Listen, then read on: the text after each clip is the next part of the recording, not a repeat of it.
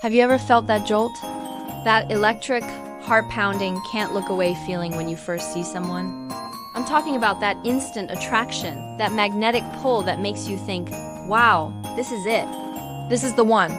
I've been there, and let me tell you, it's a powerful, intoxicating feeling. But I've also learned the hard way that this feeling, as amazing as it is, can be a beautiful, elaborate trap. I want to share a story with you. A few years ago, I was at a friend's birthday party. The music was good, everyone was laughing, and then he walked in. It was like a movie scene. Time slowed down. He had this incredible smile and a laugh that seemed to fill the room. Our eyes met from across the crowd, and that was it. The spark was undeniable. I felt like I'd known him forever. We spent the entire night talking, and it was effortless. We had the same taste in music, laughed at the same stupid jokes, and both loved late-night pizza. It felt like destiny.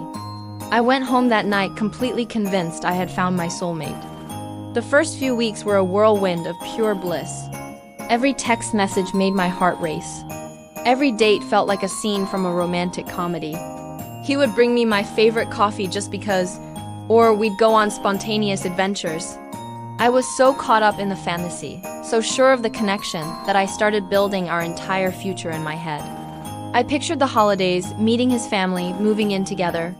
I was on cloud 9, floating on this incredible high of new love. I was telling my friends, you don't understand, this is different. This is real. But slowly, very slowly, things started to feel off. It started with small things. He'd make a joke that was a little too sharp, a little too personal. Or he'd get quiet and distant for a day or two and then reappear as if nothing happened. I brushed it off. I told myself I was overthinking it. No one is perfect, I'd say. We're just getting to know each other's quirks. I was so invested in the idea of him. The version I met on that first night that I refused to see the person who was actually in front of me.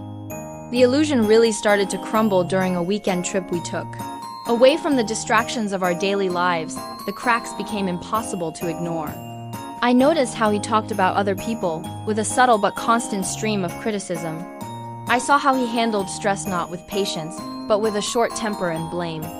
We had our first real disagreement, and instead of talking it through, he shut down completely, leaving me feeling like I was walking on eggshells. That magnetic, easygoing person I met at the party was gone. In his place was someone who was insecure, emotionally unavailable, and frankly, not very kind. I realized the person I fell for wasn't him. I had fallen for a projection, a fantasy built on a few hours of intense chemistry. That initial spark wasn't a sign of deep compatibility. It was just a surface-level attraction. It was a powerful chemical reaction in my brain, but it had very little to do with who he truly was as a person, his values, or how he would treat me in the long run. The hardest part was admitting to myself that I had been fooled, not just by him, but by my own desire for that fairy tale beginning. Breaking up was painful, not because I was losing my soulmate, but because I had to let go of the beautiful story I had written for us. It taught me a vital lesson. Instant attraction is like a fantastic movie trailer. It shows you all the best parts, the explosions, the romance, the adventure. But it doesn't show you the actual plot, the character development, or the ending. True connection, the kind that lasts, isn't built in a single glance across a crowded room. It's built slowly, over time. It's built through seeing someone at their worst and loving them anyway. It's about shared values, mutual respect, and consistent effort. So now, when I feel that initial spark, I don't dismiss it. I enjoy it for what it is, a fun, exciting moment. But I don't let it write the whole story anymore. I take a step back, I breathe, and I remind myself to get to know the person, not the feeling. Because love isn't just a spark. It's a steady flame that you have to tend to and build together, day by day.